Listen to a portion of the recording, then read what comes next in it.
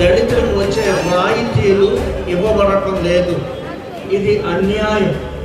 ఎందుకంటే 1935వ సంవత్సరంలో government of India act, దాన్ని మినీ కాన్స్టిట్యూషన్ అంటారు, దాని ప్రకారము దళితులైన వారు క్రైస్తవులలో చేరినప్పటికీ కూడా వారికి రాయితీలు ఇవ్వబడ్డాయి. రౌండ్ టేబుల్ కాన్ఫరెన్స్లో అంబేద్కర్ గారు కూడా అదే చెప్పారు. అయినప్పటికీ 1950 ప్రశ్నించిన ఆర్డర్ ప్రకారము మనకు దళితులైన వారు క్రైస్తవ మతాన్ని స్వీకరించినట్లయితే వారికి ఈ రాయితీలు ఇవ్వబడటం లేదు. కానీ పోరాటం చేసిన వారికి చాలా విషయాలు ఉన్నాయి. మరి ఈ అన్యాయాన్ని అందరూ ఎదుర్కొన్నట్లయితే, పోరాడినట్లయితే మనందరికీ ఈ హక్కులు పోరాడుకోవాలి. ఒక విషయం ఏంటంటే ఇది ఆరంభం మాత్రమే, అంతము కాదు. హక్కులు వచ్చే వరకు పోరాడాలి.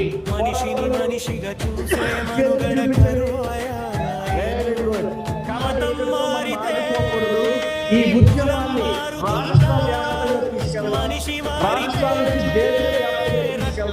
మన హక్కుల్ని సాధించుకుందాం, పోరాటము చేద్దాం, ప్రార్థన చేద్దాం.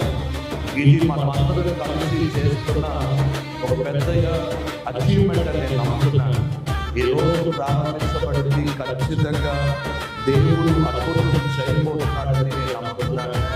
అంబేద్కర్ గారు ఇచ్చిన కాన్స్టిట్యూషన్ ని అమైండ్మెంట్ చేసి 1950లో ఉన్న ప్రెసిడెంట్ గారు దాన్ని అమైండ్మెంట్ చేసి క్రైస్తవాన్ని స్వీకరించడానికి ఇంకా వారికి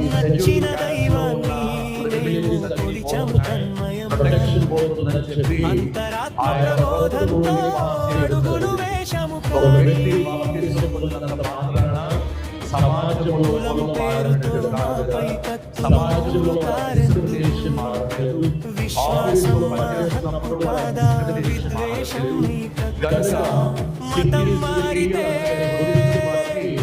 వారికి అపాయింట్మెంట్ చేసి వారికి మార్పులు చేసినప్పుడు, అలాగే క్రైస్తవ దళితులు కూడా అలాంటి అపాయింట్మెంట్ చేసి ప్రధానమంత్రి గారు, ప్రెసిడెంట్ గారు, చీఫ్ మినిస్టర్ గారు, ఎమ్మెల్యే గారు, ఎంపీ గారు ఈ విషయంలో అందరూ సహకరించాలని మేమందరం ప్రత్యేకంగా కోరుతున్నాం. కాబట్టి ఈ యొక్క పోరాటానికి ఈ రోజుతో మొదలైంది. అపాయింట్మెంట్ అయ్యే వరకు కూడా మనము కృషి చేద్దాం, మనం ప్రార్థన చేద్దాం. దేవుడు తప్పనిసరిగా మనకి న్యాయం చేస్తాడు. వివక్షత కొనసాగడం చాలా బాగుంటారు. మనకి రాజ్యాంగం హక్కులు ఇవ్వబడి కానీ ఈ రోజుకి కూడా దళిత క్రైస్తవులు అణిచివేయబడుతున్నారు. భారతదేశం అంతా కూడా వారి ఇష్ట దైవాన్ని కొలుచుకునే హక్కును అనుభవిస్తున్నారు. కానీ ఈ రోజుకి కూడా ఎస్సీలు వారు ఎవరిని ఆరాధించాలో, ఎవరిని వెంబడించాలో అన్న నిర్ణయం తీసుకునే హక్కులు లేని వారిగా ఉన్నట్లు మనం చూస్తున్నాం.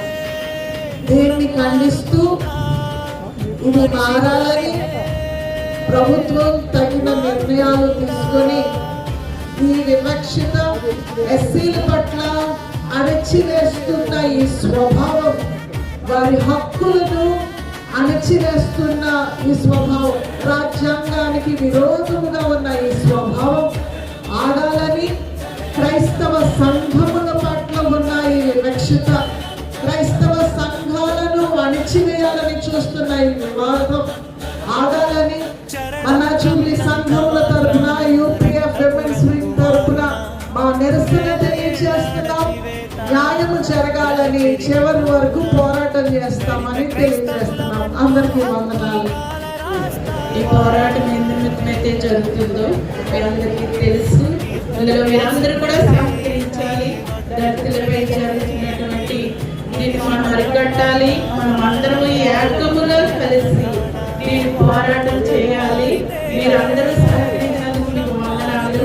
మీరందరూ కూడా ప్రార్థనే కాకుండా మీరందరూ కూడా మాతో పాటు చివరి వరకు కూడా ఈ కార్యక్రమాన్ని అయ్యేంత వరకు కూడా, మన హక్కులు మనకు వచ్చేంత వరకు కూడా, అంతం వరకు కూడా పోరాడాలని తెలియజేస్తామని భారత రాజ్యాంగంలో డాక్టర్ గారి ద్వారా రచించబడినటువంటి అందించబడినటువంటి గొప్ప మాట లేకపోయినట్లయితే గొప్ప అమెండ్మెంట్ ఏంటంటే ఎవరైనా భారతీయులలో ఎవరైనా ఏ మతమైనా స్వీకరించవచ్చు, ఏ మతం గురించైనా వారు ప్రచారం చేసుకొచ్చిన మత స్వేచ్ఛ కలిగించినటువంటి ఆ మహానుభావుడు డాక్టర్ బిఆర్ అంబేద్కర్ గారు ఇచ్చినటువంటి ఆ యొక్క మత స్వేచ్ఛకు విరుద్ధంగా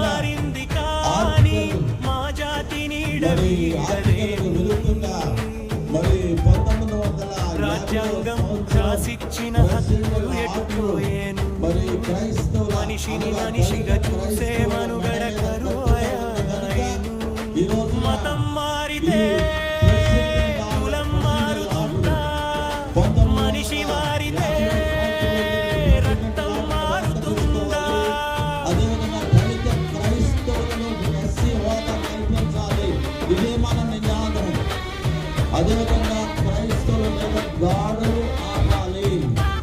కనుక ఇదే మన ఈ 3 ఎజెండాల్లో ఉంటుంది కనుక మరి లేకపోతే దేవుని కార్యం మన పట్ల జరగాలంటే ప్రతి క్రైస్తవుడు కూడా ఇంటి నుంచి బయటికి రావాలి.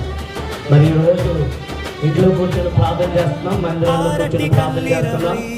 ఈరోజు మరి క్రైస్తవ సమాజానికి మేలు జరగాలని మరి రోడ్డు ఎక్కడానికి మరి పిలుపునిచ్చినప్పుడు చాలా మంది మరి వ్యక్తిగతంగా స్వచ్ఛందంగా తరలించారు. మీ అందరిని బట్టి ప్రభుని స్తుతిస్తూ మీ అందరికీ ప్రత్యేకమైన వందనాలు తెలియజేస్తున్నాను. మరి యొక్క ఉద్యమం ఎందుకో, ఏ అంశాలు కొరకు మనము పోరాటం అందరికీ తెలుసు కాబట్టి ఎక్కువగా విస్తరించి మాట్లాడే కానీ ఈ యొక్క ఉద్యమం ఈ ప్రారంభ సమయం నుండి కూడా ఆఖరి సమయం వరకు కూడా ఎవరో కూడా ఎక్కడా కూడా ఈ యొక్క ర్యాలీని విడిచిపెట్టకుండా అనుసరించాలని మనవి చేస్తూ ఈ అవకాశాన్ని ఇచ్చినటువంటి అధ్యక్షుల వారికి వందనాలు తెలియజేస్తూ ముగిస్తున్నాను.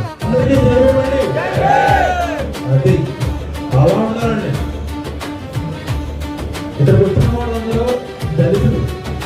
దళితులు అంటే భారతదేశానికి వారిది ఈ దేశం.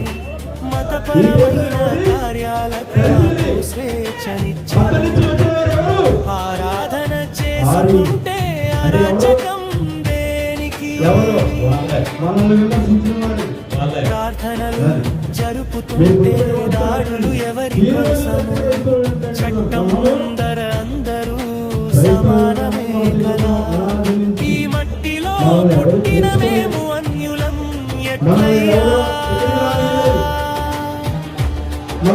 మతం మారితే కులం మారుతుందా, మనిషి మారితే రక్తం మారుతుందా? మరి ఏం చేయలేము? మనం ఎక్కడికి వెళ్ళాలి? మన ఆదరించిన మతం ఒకటే, మతం కాదు మన మార్గం, క్రైస్తవ మార్గం.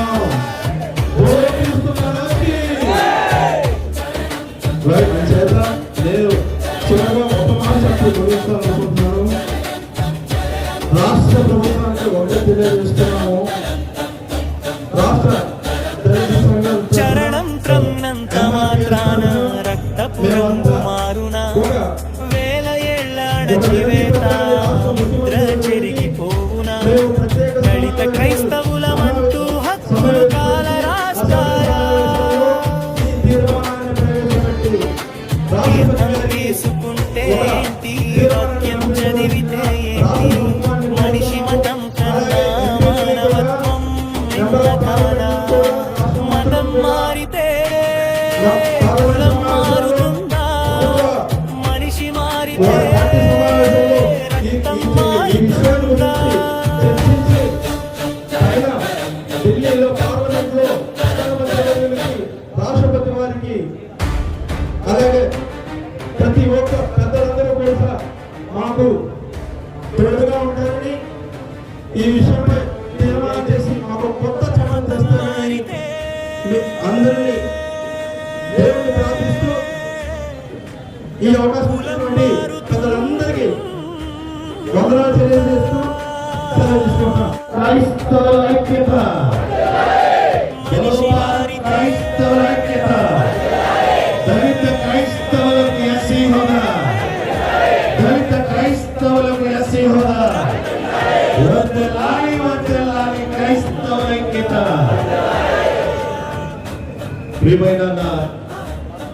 ప్రియ నాయకులకు, వేదికలను అలంకరించిన పెద్దలకు, వచ్చిన మీ అందరికీ కూడా నా ప్రత్యేకమైనటువంటి జైభీములు, క్రైస్తవాడు వందనాలు, మరణాలు తెలియపరుస్తున్నాను. ఈరోజు ఇది సోదరులు ఇందాక చెప్తున్నట్లుగా ఇది ఒక ఆరంభం కాదు. ఆల్రెడీ ఈ ప్రెసిడెన్షియల్ ఆర్డర్ వచ్చినప్పటి నుంచి 1950 నుంచి ఆల్రెడీ అందరూ వారి వారి మత స్వేచ్ఛ కోసం షెడ్యూల్ కులాలను ప్రశ్నించి పోరాడుతూ వచ్చారు. చిక్కులు సాధించుకున్నారని, బౌద్ధులు సాధించుకున్నారని మనందరికీ మత స్వేచ్ఛ గురించి బాగా తెలుసు. అయితే ఒక చిన్న విషయాన్ని మాత్రం నేను మీకు తెలియపరిచి నేను ముగిస్తాను. గత 15 సంవత్సరాల క్రితం ఇచ్చాపురం నుంచి మేము దళిత క్రైస్తవ చైతన్య యాత్ర చేసుకుంటూ అమలాపురం వచ్చిన తర్వాత ఇక్కడ మన అమలాపురం దైవ సేవకులైన మీరందరూ కూడా మనం ఇక్కడి నుంచే శాంతి ర్యాలీ చేసుకుని ఆర్టీఓ ఆఫీస్ కాడికి వెళ్ళి వినతి పత్రం ఇచ్చాం. ఇదే దళిత క్రైస్తవులకు ఎస్సీ హోదా కల్పించాలని.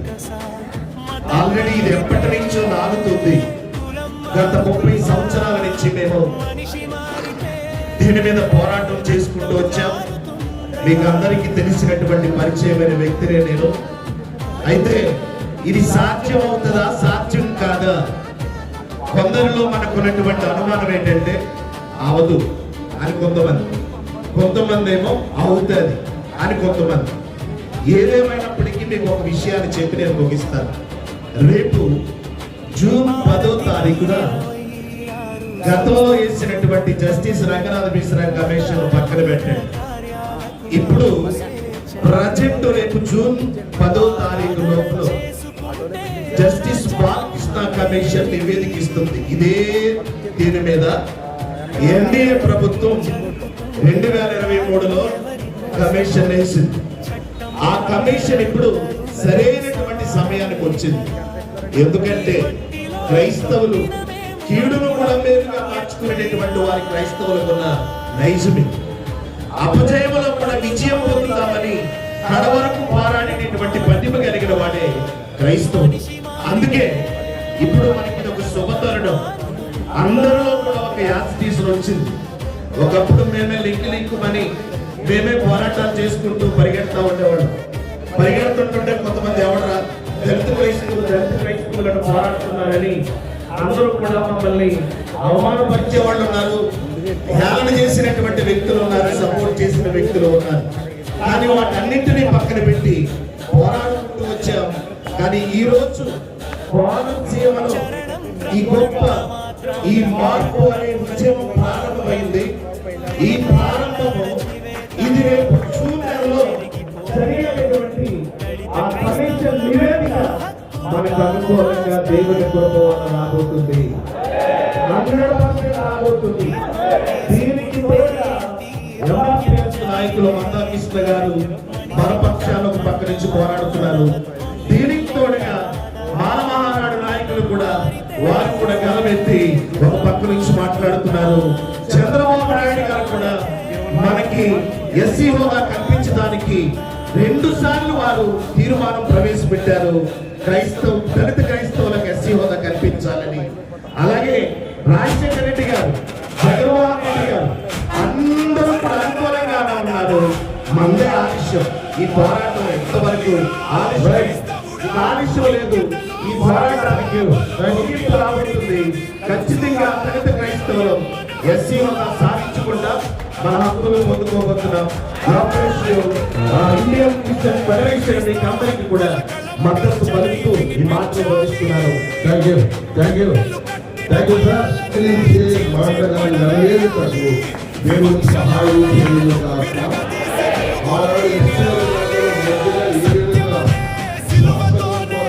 మధ్యలో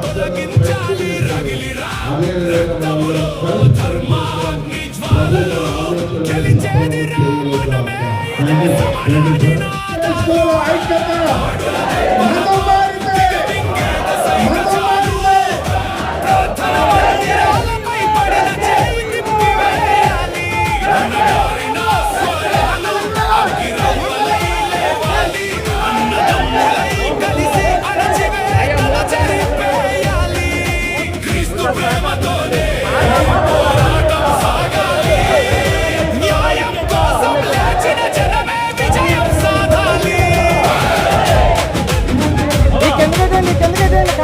మనలో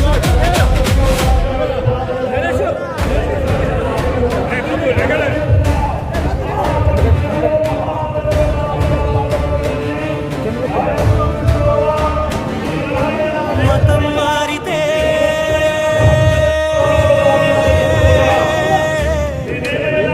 కులం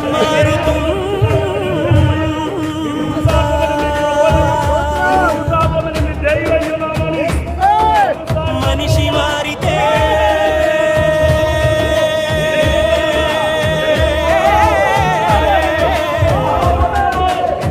రక్తం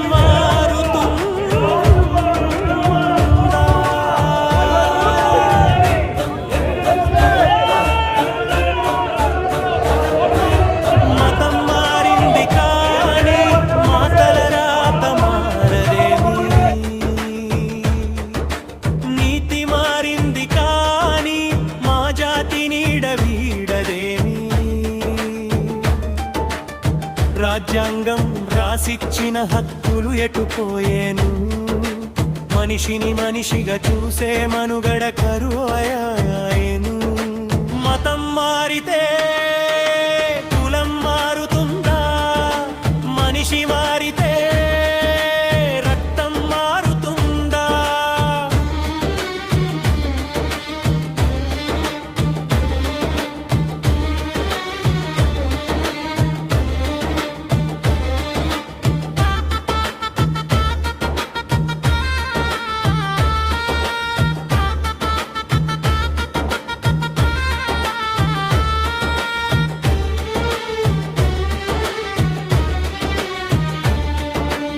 ఆర్టికల్ 25 అండగా ఉన్నదని నచ్చిన దైవాన్ని మేము కొలిచము తన్మయమున, అంతరాత్మ ప్రబోధంతో అడుగులు వేషము కానీ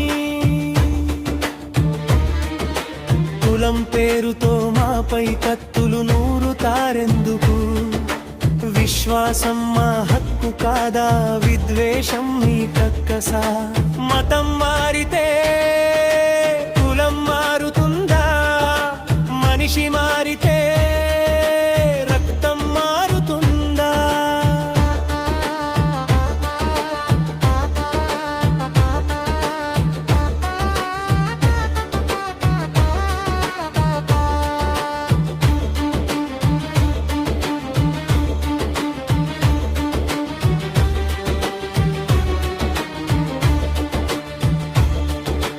ఆర్టికల్ 26 సంస్థలు నెలకొల్పమనే మతపరమైన కార్యాలకు మాకు స్వేచ్ఛనిచ్చెను. ఆరాధన చేసుకుంటే అరాచకం దేనికి? ప్రార్థనలు జరుపుతుంటే దాడులు ఎవరి కోసము? చట్టం ముందర అందరూ సమానమే కదా. ఈ మట్టిలో పుట్టిన మేము అన్యులం ఎట్లయ్యా?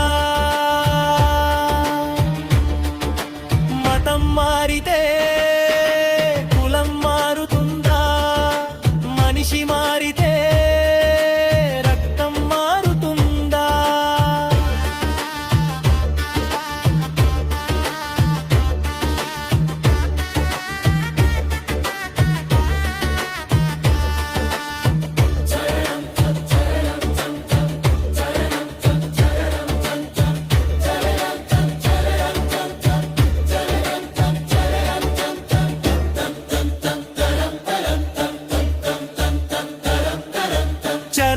త్రమ్నంత మాత్రాన రక్తపు రంగు మారునా వేల ఏళ్ల అణచివేత ముద్ర చెరిగిపోవునా దళిత క్రైస్తవులమంటూ హక్కులు కాల రాస్తారా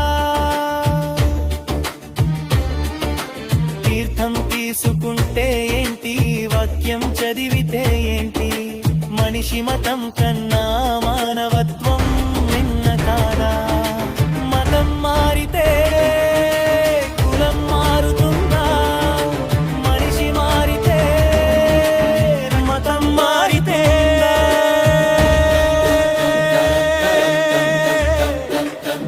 కులం మారుతుందా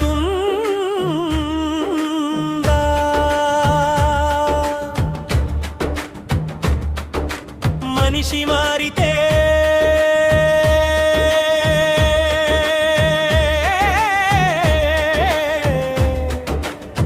రక్తం మారుతుందా